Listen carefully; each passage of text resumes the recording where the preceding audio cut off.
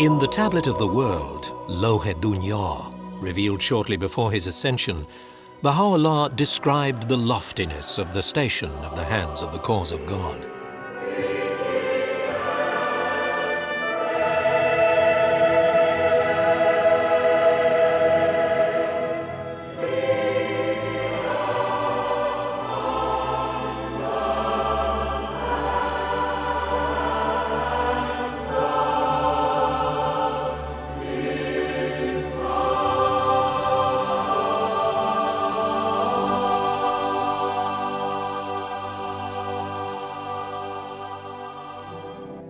This film is about these God-intoxicated heroes and heroines of the Baha'i faith, each of whom was elevated to the rank of Hand of the Cause, either during their lifetimes or on their passing, by Baha'u'llah, Abdul Baha, or by Shoghi Effendi. Committed to the principles and teachings of Baha'u'llah, these valiant souls expended all their energies towards the advancement and protection of his cause, while maintaining a life free from fanaticism and dogma. They associated with people in friendship and harmony and pursued their careers. Yet their entire lives were energized by the single purpose of serving their Lord and diffusing his divine fragrances to everyone they encountered. This film is also about the hands as a body, an institution with accomplishments unprecedented in the annals of religious history.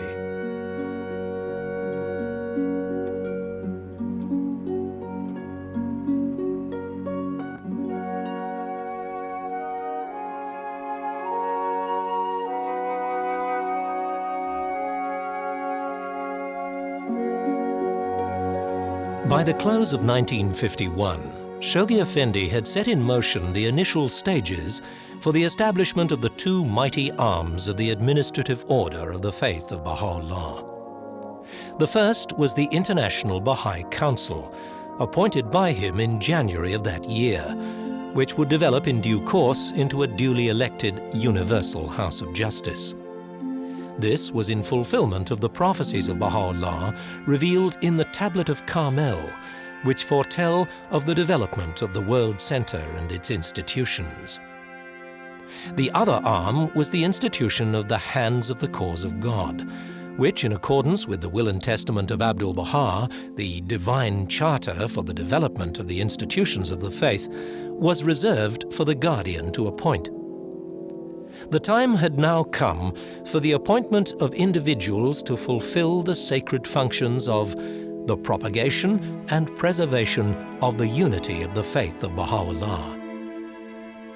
The first contingent was announced to the Baha'i world on the 24th of December 1951 and included William Sutherland Maxwell, Mason Remy, and Amelia Collins from the Holy Land, Valiullah Varga, Tarazullah Samandari, and Ali Akbar Furutan from Persia, the cradle of the faith, Horace Holly, Dorothy Baker, and Leroy Iowis from the American continent, and George Townsend, Hermann Grossman, and Ugo Giaccheri from the European continent. The second contingent of hands was announced by the beloved guardian to the Baha'i world only some 2 months later, on the 29th of February 1952, via this cablegram, which brought the total number of hands to 19. Siegfried Schopflocker from Canada, Corinne True from the United States, Zekrullah Khadem and Shoaullah Aloi from Persia, Adalbert Muschlegel from Germany, Musa Banoni from Africa, and Clara Dunn from Australia. After the appointment of the second contingent of hands in 1952, individual appointments were made by Shoghi Effendi as existing hands passed away, in order to maintain 19 living hands at all times. Thus, after the passing of Sutherland Maxwell, his daughter Amatul Baha Ruhiyya Khanum was appointed. On the passing of Siegfried Schopflocher from Canada, Jalal Khazeh of Persia was appointed. On the passing of Dorothy Baker, Paul Haney from the United States was appointed. On the passing of Waliullah Varga, his eldest son, Ali Mohammed Varga, was appointed. And on the passing of George Townsend, Agnes Alexander from Japan was appointed. The last contingent of living hands, comprising 8 individuals, was announced just a month before the passing of Shoghi Effendi, bringing the total number of living hands to a figure of 3 times 9, 27. From this moment, the hands were entitled Chief Stewards of Baha'u'llah's embryonic world commonwealth. The full list of hands now included Enoch Olinga, William Sears, and John Robarts from Africa, Hassan Balyuzi and John Ferraby from the British Isles, Collis Featherstone and Rahmatullah Muhajir from the Pacific area, and Abul Qasim Faizi from the Arabian Peninsula. In this part, we focus on the activities of the hands as an institution, following the appointment of the first 2 contingents.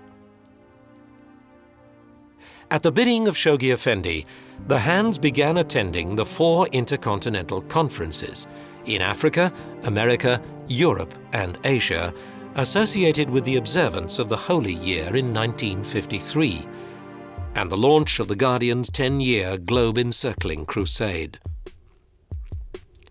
This was a time of joy and jubilation, as Baha'is from around the world gathered at the intercontinental conferences in Kampala, Chicago, Stockholm, and New Delhi, to celebrate these twin events and focus on the teaching work ahead.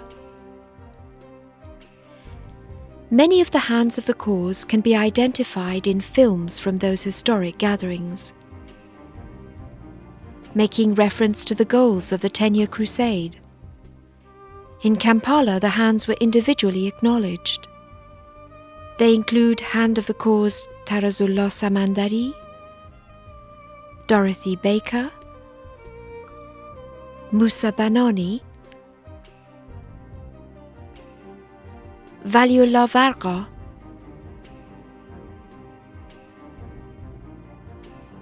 Shoallah Aloi,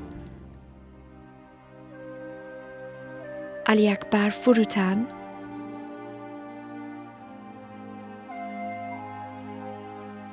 Leroy Iowas,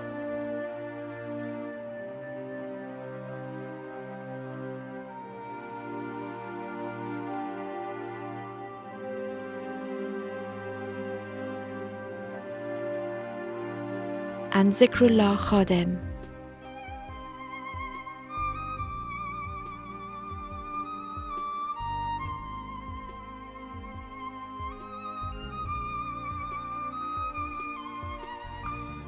Hands attending the Intercontinental Conference of Chicago can be seen against the background of the map of the 10-year Global Crusade.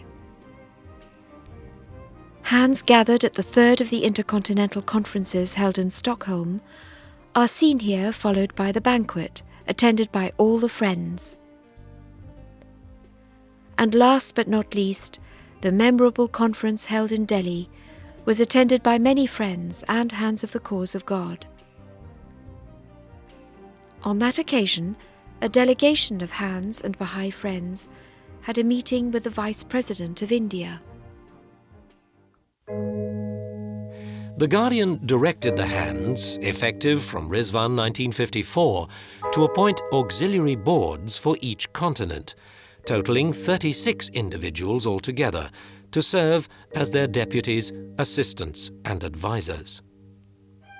To support the activities, 5 continental Baha'i funds were inaugurated by the Guardian, with the appointment of 5 trustees charged with the handling of the funds. These funds supplemented the already established Baha'i International Fund, which grew out of the rise and consolidation of the World Administrative Center in the Holy Land. Thus, the Baha'i world witnessed not only the elevation of outstanding individual believers as hands, but also the emergence of a mighty institution, which was to grow and display unparalleled potentialities throughout the period of the ministry of Shoghi Effendi and well beyond. Each and every one attained the sublime rank of servitude because of unique qualities and special contributions, which will be the subject of study by future historians. In this production, it's only possible to provide a glimpse of these heroes and heroines of the formative age of the Baha'i faith, and to provide an overview of their accomplishments as an institution. The unique role and significant contributions of the institution of Hands of the Cause of God was to become fully manifest after the passing of their beloved leader, Shoghi Effendi.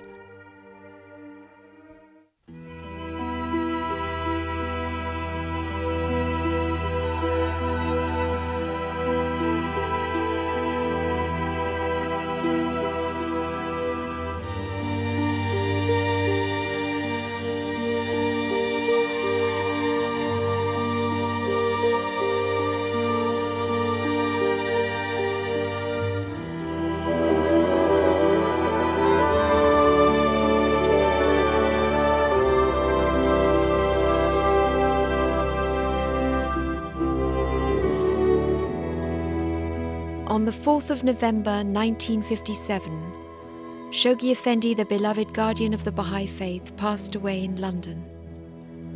The Baha'i world lost its exalted and peerless leader. It was Amatul Baha Ruhi Khanum who announced the news of his passing to the Baha'is.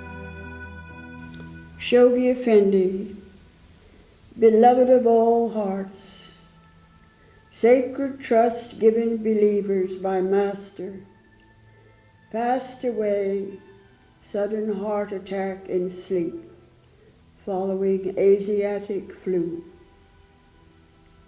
Urge believers remain steadfast, cling institution hands, lovingly raised, recently reinforced by beloved guardian.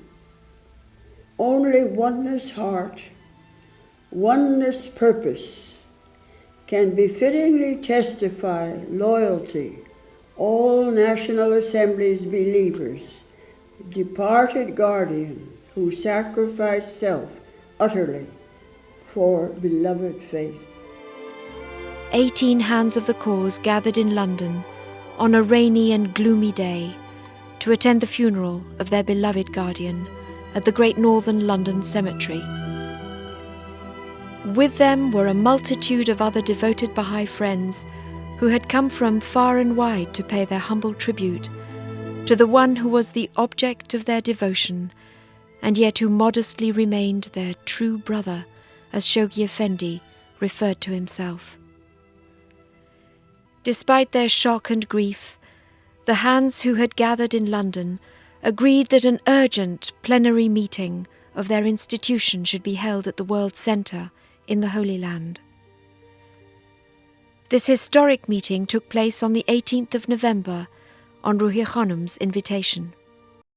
And what Amatul Baha Ruhi Khanum did is historic.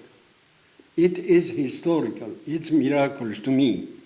Because how it came to Amatul Baha's mind to call all hands to go to the Holy Land and keep unity of Baha'i communities all over. Its first action was to have a delegation of 9 of the Hands open the apartment of Shoghi Effendi, which had been sealed immediately after his passing, and make an exhaustive search for any document such as a will that he might have left. The day after our arriving in the Holy Land,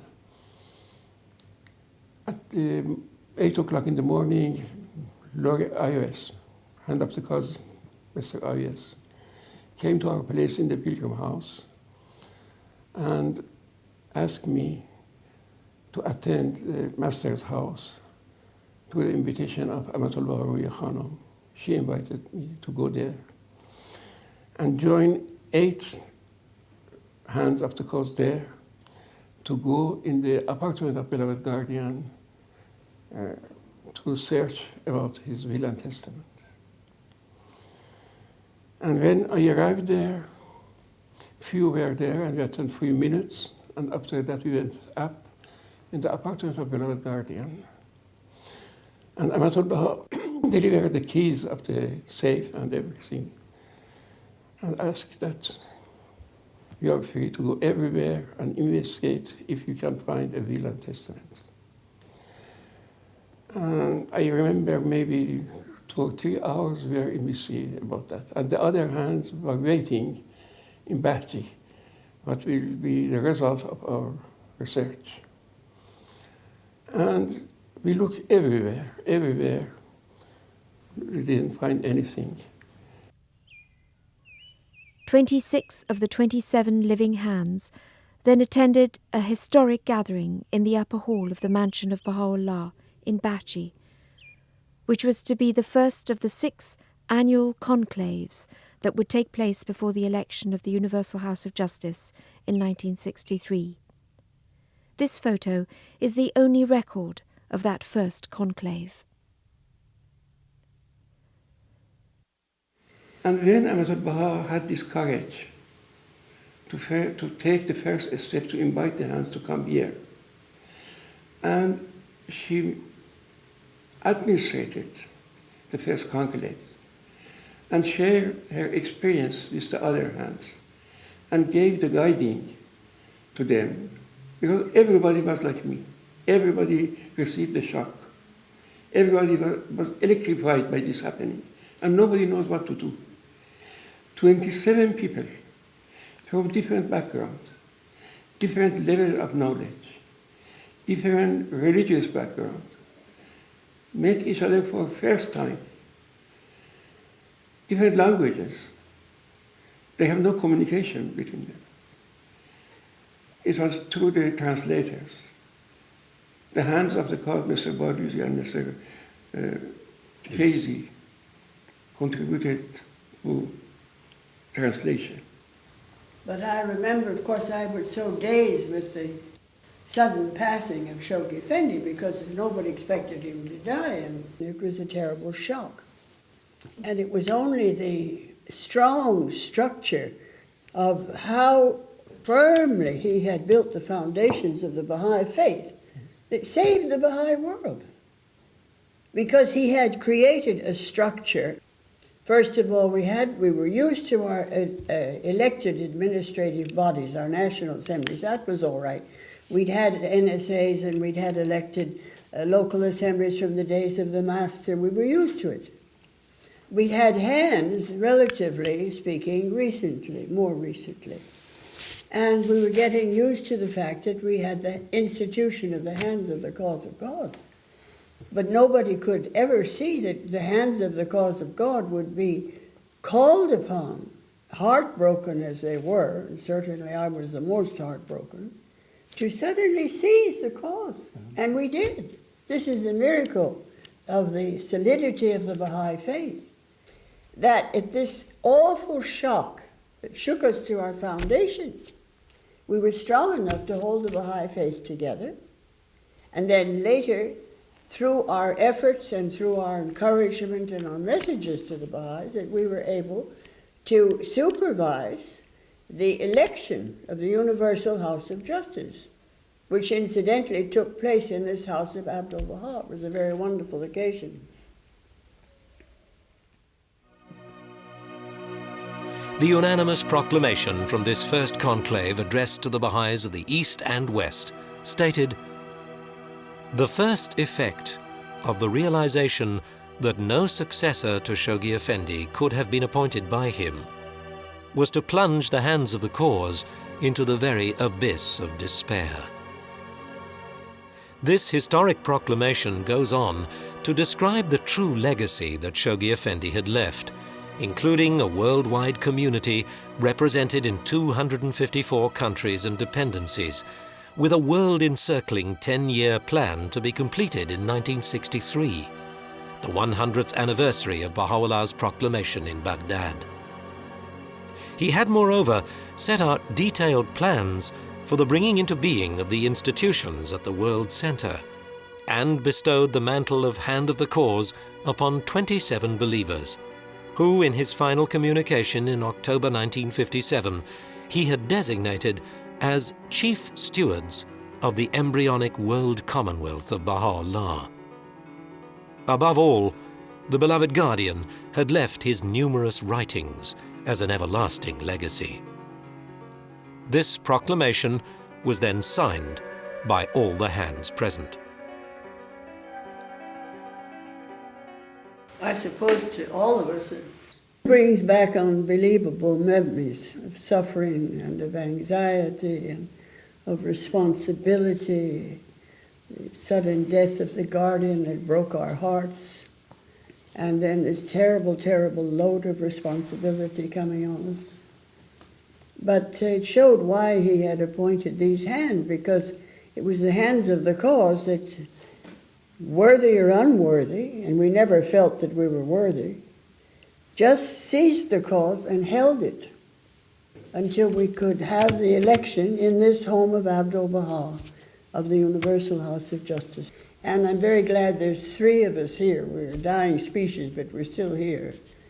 We all 3 remember that there wasn't this much, for 1 second, consciousness amongst the hands that we should go on holding the power. We had the whole Baha'i world, all the money of the Baha'i world, all the responsibility of the Baha'i world. The Baha'i stood firm, and we took this and handed it over intact, money and power and respect and kudus and everything, where it should be in the hands of the International Baha'i Assembly, the Supreme House of Justice. And I think that this is what we will be remembered for.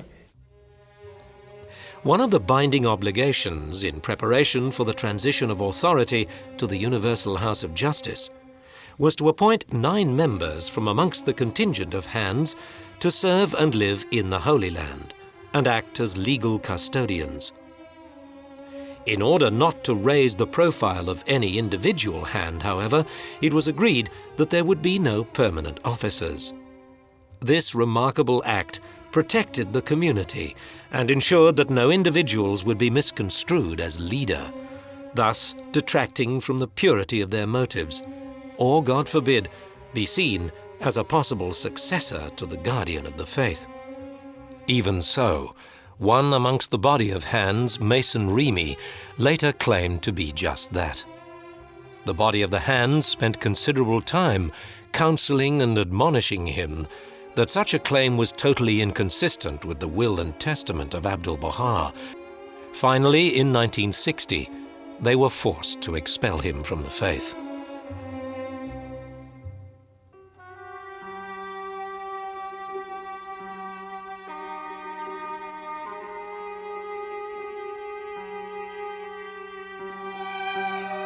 Here, the hands assembled at the second annual conclave in 1958 are seen as they leave one of the many sessions.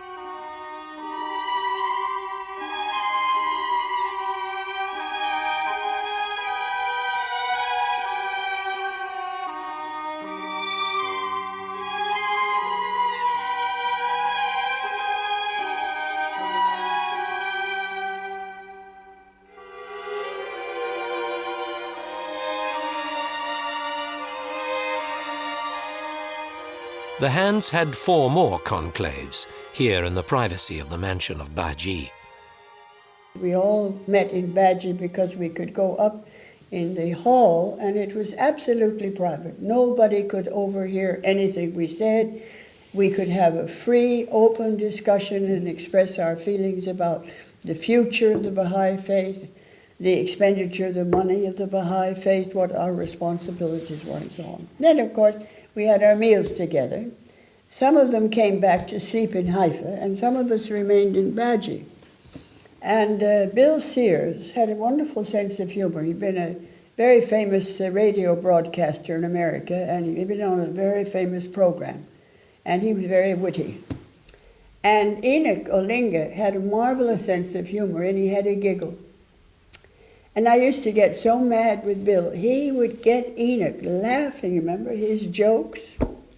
And Enoch had this lovely, lovely big African laugh. In anticipation of the midway point of the 10-year plan, the Guardian had left a vast, precious gift to the Baha'is of the world. Plans for 5 great gatherings to be held throughout the world in 1958. The hands were also to fulfill the Guardian's wish that 3 new houses of worship be erected, one in the heart of Africa at Kampala, the second in Sydney, Australia, and the third in the heart of the European continent near Frankfurt, Germany. Before his passing, he had personally approved their design, but the task of their completion fell upon the hands.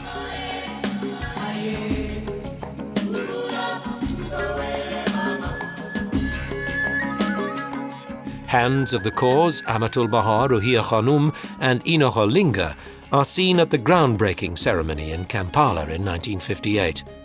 And a few years later, in 1961, Amatul Baha arrived for the dedication of the House of Worship of Africa, and then, accompanied by Mr. Ali Nakhjavani, went to the hall. Other hands present included Mr. Sears, Mr. Samandari, Mr. Banoni, Mr. Olinga, Mr. Robarts, and Dr. Muhajir.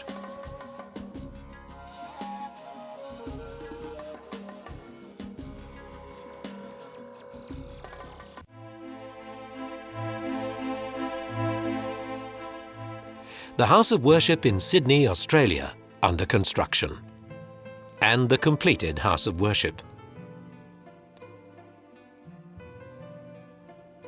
The House of Worship in Frankfurt was completed in 1960.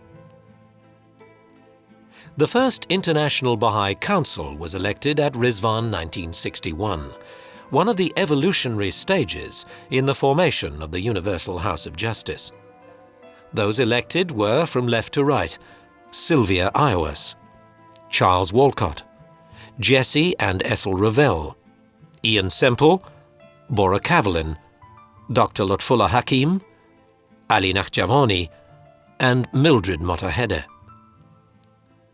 In preparation for the election of the Universal House of Justice, the hands wrote to all national assemblies, providing them with the necessary instructions for completing their ballots. And as a final act of complete self-abnegation, while not wishing to limit the freedom of the electors, they requested that the hands be left free to discharge their duties and responsibilities. On April the 21st, 1963, delegates from national assemblies met in the Master's House at No. 7 Persian Street. They came from all corners of the globe and were gathered here at the invitation of the Hands of the Cause. This befitting venue saw the election of the supreme body of the Baha'i faith, guided by the Blessed Beauty Baha'u'llah. The hands oversaw the proceedings and prepared the balloting for the 9 members of the first Universal House of Justice. When we were thinking about the election of the Universal House of Justice, and Mr. Semple, who is now a member of the House of Justice, was having dinner with me here, and we were talking about how to arrange the election. And I was very, very anxious that we should have it in the home of Abdu'l-Baha. I said, this is really where the Universal House of Justice should be elected, is here, this home of Abdu'l-Baha. So he said, you know, I think we can do it.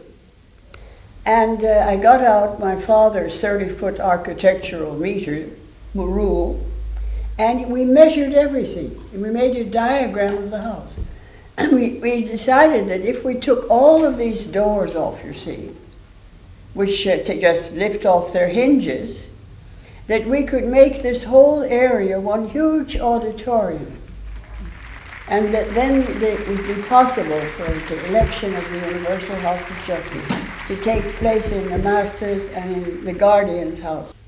The voting took place here in this building, and then the tellers were handed over the box with all the ballots of the delegates in it. And I remember Ernest Gregory was the head teller. And he said, we've counted the ballots, and the count is complete now. And do you want to hear the result? I said, no, I'll stack for Allah. Don't you tell me the result. I don't want to hear the result. I want to hear the result when you read it out loud to the delegates in the convention. So then we went to the hall that we had rented on Mount Carmel.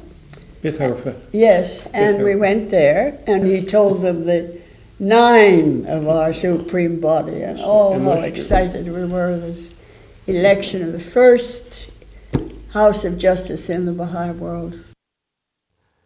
The waiting crowd of the hands and delegates in the auditorium, as the members took their place on the platform.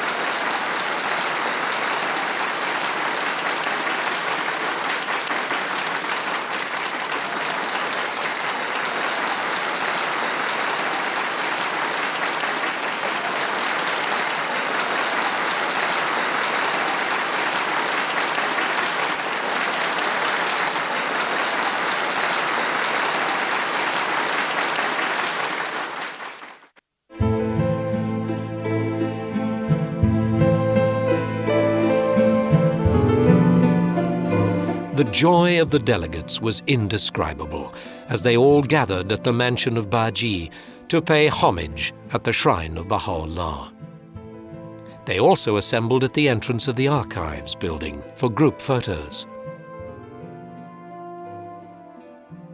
And I remember Mr. Banani's chuckle.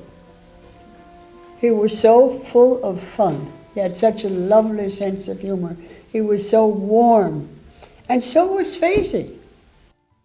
You remember Baha'u'llah told his followers when they were in the prison of Akka, and he went in and told them, don't laugh so loud, they will think we are crazy. And these hands were so happy, the House of Justice was so happy, it was such a joyous occasion, you see. The election of the supreme body, that there was a great deal of joy on everybody's part. That's what I shall always associate with it.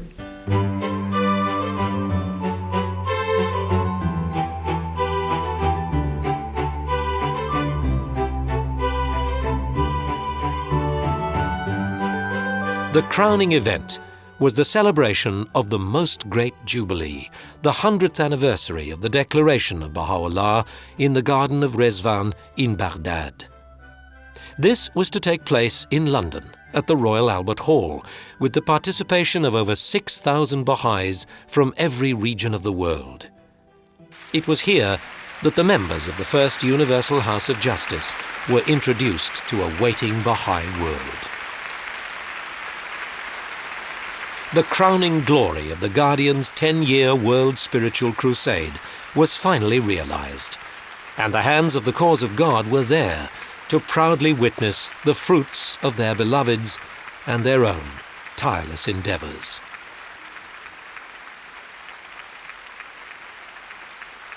A tribute to the hands, paid by the House of Justice, was conveyed at the World Congress. The entire history of religion shows no comparable record of such self-discipline, such absolute loyalty, and such complete self-abnegation by the leaders of a religion finding themselves so suddenly deprived of their divinely inspired guide. The debt of gratitude which mankind, for generations, nay, ages to come, owes to this handful of grief-stricken, steadfast, heroic souls is beyond estimation. Immediately following the World Congress, the Universal House of Justice held its meetings here, and a historic decision taken was to have no officers. The Hands, who had similarly decided not to have permanent officers, devised at their last conclave a future 9-year plan to commence at Rizwan 1964 and end at Rizwan 1973. This projected 9-year plan was then submitted to the Universal House of Justice for its consideration. Among the 3 major tasks of the 9-year plan adopted by the Universal House of Justice was the development of the institution of the Hands of the Cause of God, with a view to the extension of its functions into the future. Midway through the plan, the Universal House of Justice announced the establishment of 11 continental boards of counsellors for protection and propagation of the faith. Their duties included directing the auxiliary boards in their respective areas, consulting and collaborating with national spiritual assemblies, and keeping the Hands of the Cause and the Universal House of Justice informed of the condition of the cause in their areas. Thus, the Hands of the Cause were free to operate on an intercontinental level, to undertake special missions on behalf of the House of Justice, and to assist in the formation of the International Teaching Centre in the Holy Land, as had been anticipated in the Guardian's writings. A 5-year term of office was later established for the councillors, and their numbers were increased significantly. The historic announcement of the formation of the International Teaching Centre was made to the Baha'i world in 1973. All Hands of the Cause, wherever they resided, were members of this institution and were to participate fully in its deliberations whenever they were present in the Holy Land.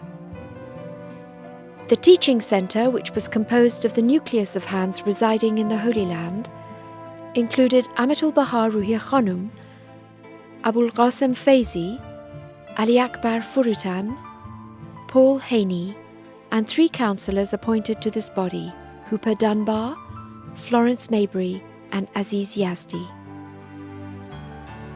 When the International Teaching Centre was inaugurated, 17 Hands of the Cause were still living. They are shown here with the members of the House of Justice in 1973. As the appointment of Hands of the Cause was reserved only for the Guardian, after the passing of these heroic souls, there would be no further Hands.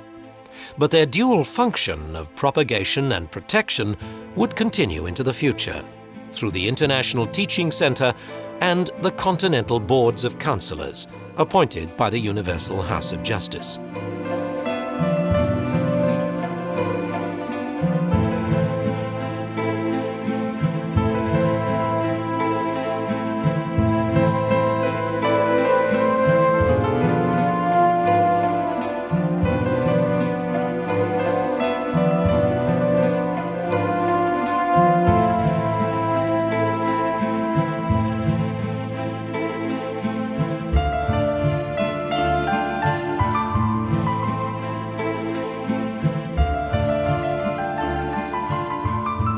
On the occasion of the 100th anniversary of the Ascension of Baha'u'llah and of the initiation of his covenant in May 1992, 3 Hands of the Cause were still living. Here they are seen with members of the Universal House of Justice and representatives of Baha'i communities from every land.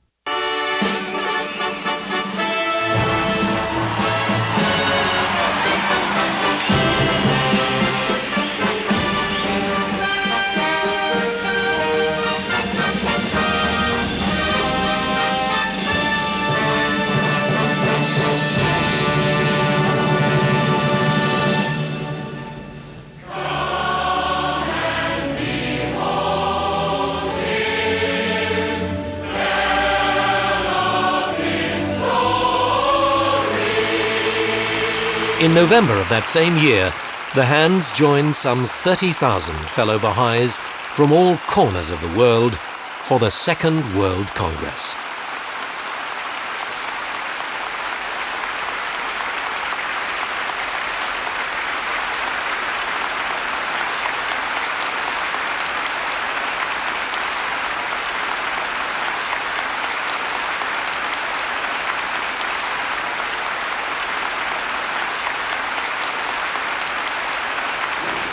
The founder of the Baha'i faith, who was a prisoner and an exile, said, "I desire but the good of the world and the happiness of the nations." And I think that this is a very, very important and singularly neglected statement of Baha'u'llah. And I think that we should carry out, as Baha'is, more of that sense of joy, of assurance, of happiness. All right, the immediate future is very dark, but we see the distant future, and it's very, very bright.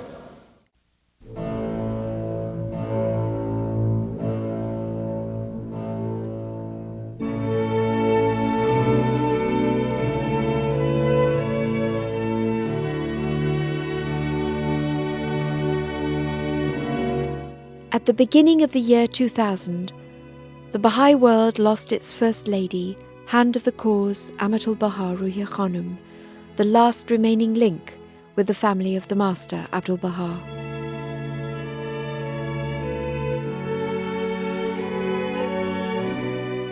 Only two elderly and valiant hands of the cause now remained, and the community was in mourning.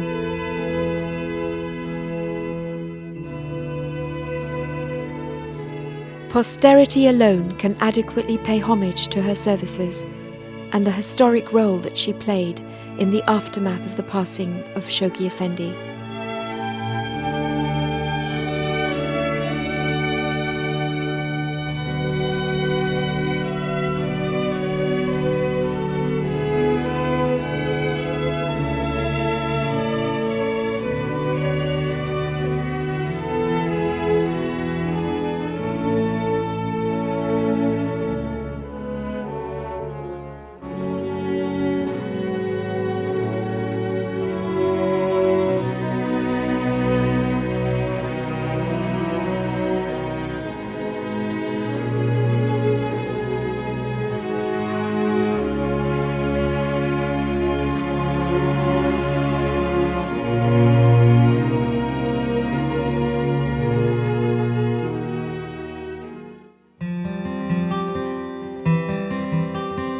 The start of the third millennium also saw the completion of the buildings of the Ark on Mount Carmel and the terraces adorning the Shrine of the Bab. The Centre for the Study of the Texts and the extension of the Archives building were followed by the completion of the International Teaching Centre. What a joyous occasion it was for the invited Continental Councillors and their auxiliary boards from 172 countries of the world to meet and celebrate this important milestone with members of the Universal House of Justice and the International Teaching Centre. Coinciding with these celebrations and consultations, the Universal House of Justice provided further overall guidance in a series of historic messages to the Baha'i world. It announced a succession of teaching plans, beginning with the 5-year plan of Rezvan 2001. It also re-emphasised the continuing dual role of teaching and protection to be carried out by the institution of the councillors. With a spirit of exaltation, we are moved to announce to you the faith of Baha'u'llah now enters the 5th epoch of its formative age.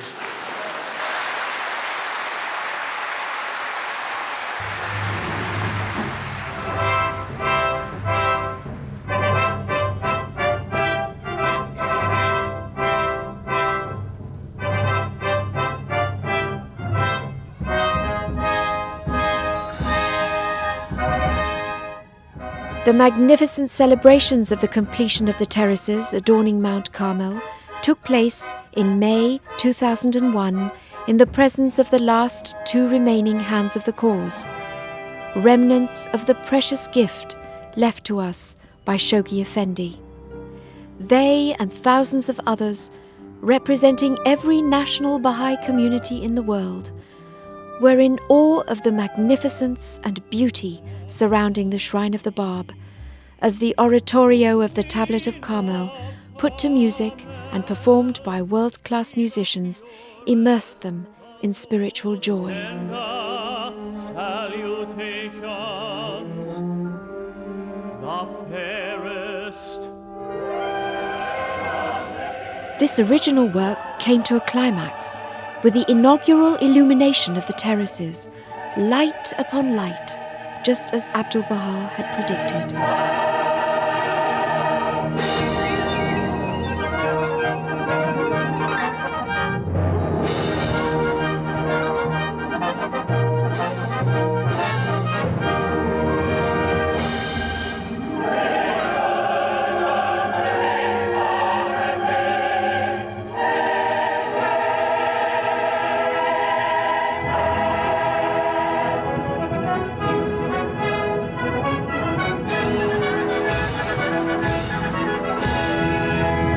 All this was in honor of the beloved Bab who had suffered the darkness of the mountain prison of Marku in Persia and had later undergone martyrdom.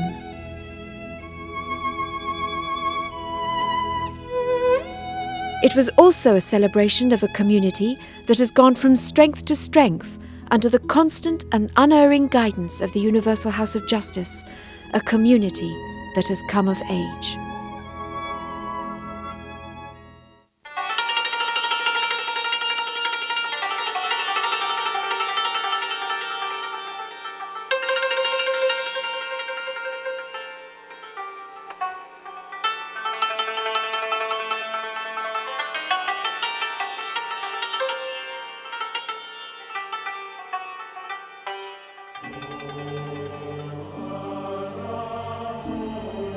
It was in the Siyachal, the black pit of Tehran, that these verses were intoned by the rows of prisoners who accompanied Baha'u'llah. God is sufficient unto me. He verily is the all-sufficing.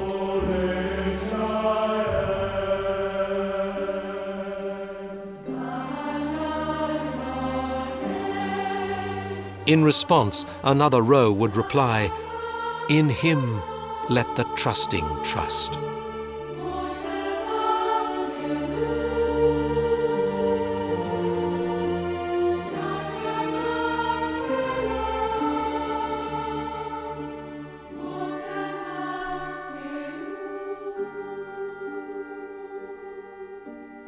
How much has changed since those early days when the faith was limited to Persia?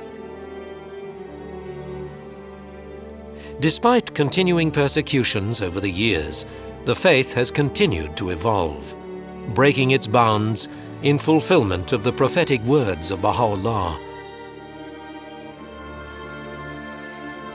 Should they attempt to conceal its light on the continent, it will assuredly rear its head in the midmost heart of the ocean, and raising its voice proclaim, "I am the life-giver of the world."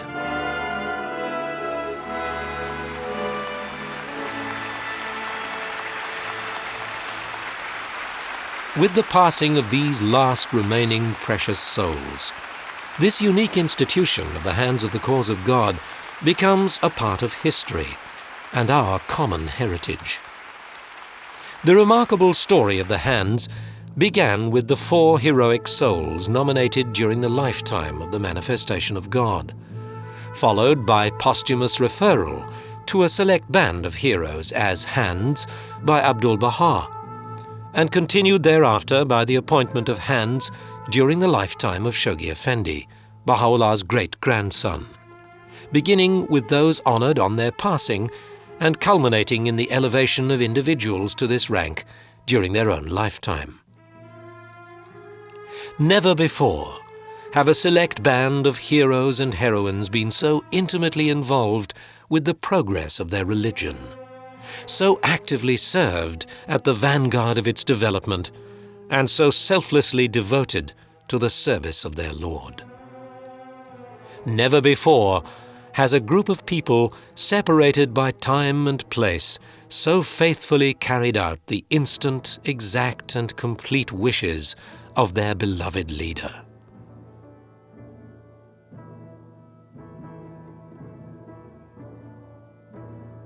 They have obeyed the calling to diffuse the divine fragrances during their lifetimes, and set such glorious examples on their passing that generations to come will study their lives, analyze their contributions, and emulate their valiant examples. Ours is to pay homage to them and emulate their examples of self-sacrifice, devotion, and service to humanity. And remember the words of the Master, Abdul-Baha. I desire distinction for you, but this distinction must not depend upon wealth, not scientific, commercial, industrial distinction. For you, I desire spiritual distinction. You must become distinguished for loving humanity, for unity and accord, for love and justice.